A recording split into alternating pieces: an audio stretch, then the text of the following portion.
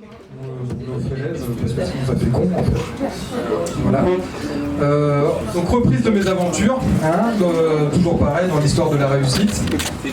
On s'était arrêté où on avait passé une soirée mémorable. On avait regardé France-Brésil, on avait vu la finale et tout s'était bien passé. Et donc, étape 14. Tu veux savoir la suite? Attends 2 secondes, ça arrive. Étape 14, se réveiller à 7h, prendre les devants et s'occuper soi-même de tout, appeler l'assistance. Allô? On fait comment? On avait dit on loue une voiture, c'est toujours ok? Pas de problème monsieur, j'appelle les agences tout de suite et je vous rappelle. En effet, ça traîne pas, 7h02, dring dring. Oui, décroché. Monsieur, on est dimanche, tout est fermé. Pas de location de voiture. Ok. Alors dites-moi, comment on fait? J'ai la solution. Le contraire m'aurait étonné quand même. On vous réserve un train à 14h, direction Lille. Bah moi ça me va, mais comment on s'organise, dites-moi? 3 places réservées, vous partez de là où vous étiez hier soir, à 60 km, c'est ça. Vous montez dans le train, vous arrivez à 18h à Lille. Sur le papier, moi je veux bien, mais comment on fait pour aller jusque-là? Je vous rappelle que mon seul moyen de locomotion est en panne. Eh ben on vous appelle un taxi. Ben voyons, il viendra cette fois, promis. Étape 15. Prendre le taxi, arriver à la gare à l'heure, petit exploit vu le déroulement du week-end, récupérer son billet de train sur lequel il est marqué textuellement départ 14h Périgueux, arrivée Paris Austerlitz 18h, départ Paris Gare du Nord 19h, arrivée 20h Lille. Sur le papier, tout va bien. Étape 16. Monter dans le train, entendre bienvenue dans le train. S'en foutre en fait parce que les fenêtres sont ouvertes et qu'il fait une chaleur digne d'un mois d'août au Sahara et qu'on comprend strictement rien à ce que dit l'annonce, s'asseoir en sufflant, en pensant qu'on va pouvoir se détendre. Étape 17. Avoir mal au dos. Non là j'ai pas mal au dos. J'avais plus mal au dos. Parce qu'on avait passé une bonne soirée, ça s'était bien passé. Et la France a gagné. Étape 17. Faire un arrêt à Limoges, voir des gens descendre, en voir d'autres remonter, sentir le train repartir, puis entendre, car manifestement à Limoges on capte mieux. Bonjour, bienvenue dans le train Corail numéro 14922.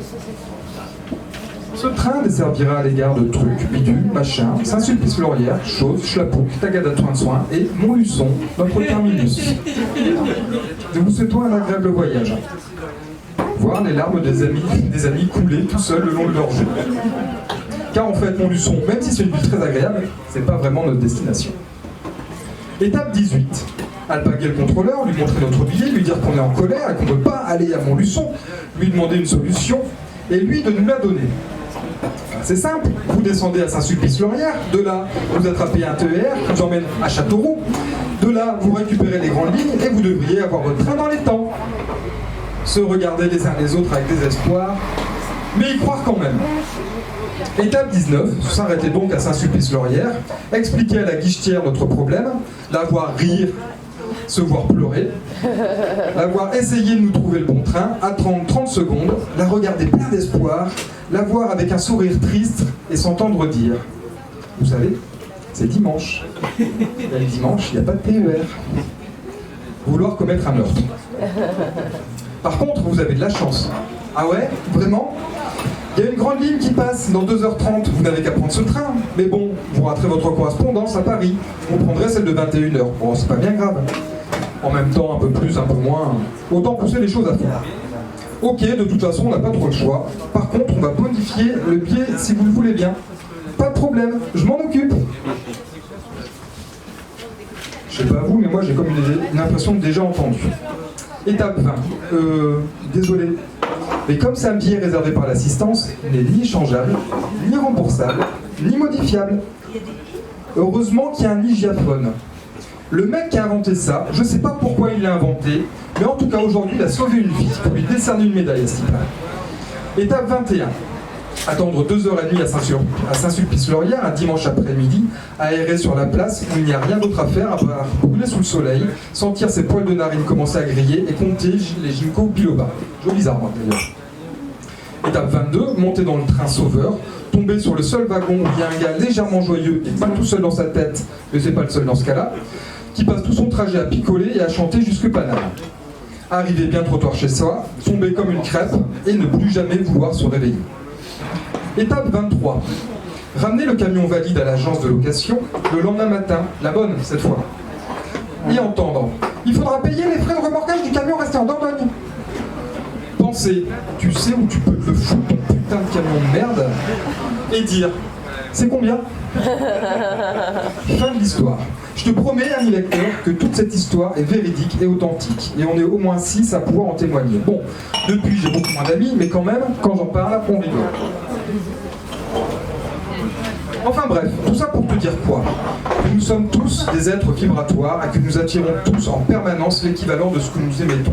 J'ai mis que ça allait être compliqué, ça l'a été. En gros, nous récoltons ce que nous semons. Tu aimais de la joie, tu attireras de la joie. Tu aimais de la merde, tu attireras de la merde. De la merde, bien ensuite. Choisis bien ce que tu décides d'émettre, c'est primordial. Et ne te plains pas de ta récolte. C'est ce que tu auras planté. Tu penses que le jardinier s'attend à voir pousser quoi lorsqu'il pense des courgettes? Des quiches lorraines? Non. Des courgettes, pardon, évidemment. Pas de surprise. Pour la réussite, il en va de même. La puissance de l'intention est phénoménale. Dans le process de succès, d'ailleurs, de nombreuses expériences scientifiques montrent également les effets positifs de la prière dans la réalisation d'un projet, dans la guérison d'une maladie, etc. Il existe même d'ailleurs des groupes de prière spécialisés dans l'atteinte d'objectifs. Plus on est nombreux à émettre une intention dans la réalisation d'une quête, plus ce dernier aura tendance à connaître la réussite. Parmi les expériences scientifiques testées sur la puissance de l'intention et des vibrations qu'elle envoie à l'univers, il y en a une que je voudrais partager avec toi, parce que je l'affectionne particulièrement et je la trouve fascinante, et qui s'appelle les messages cachés de l'eau. Mais ça, je vous en parlerai un autre moment, ce sera une autre histoire. Merci. Merci Bruno pour ce partage formidable.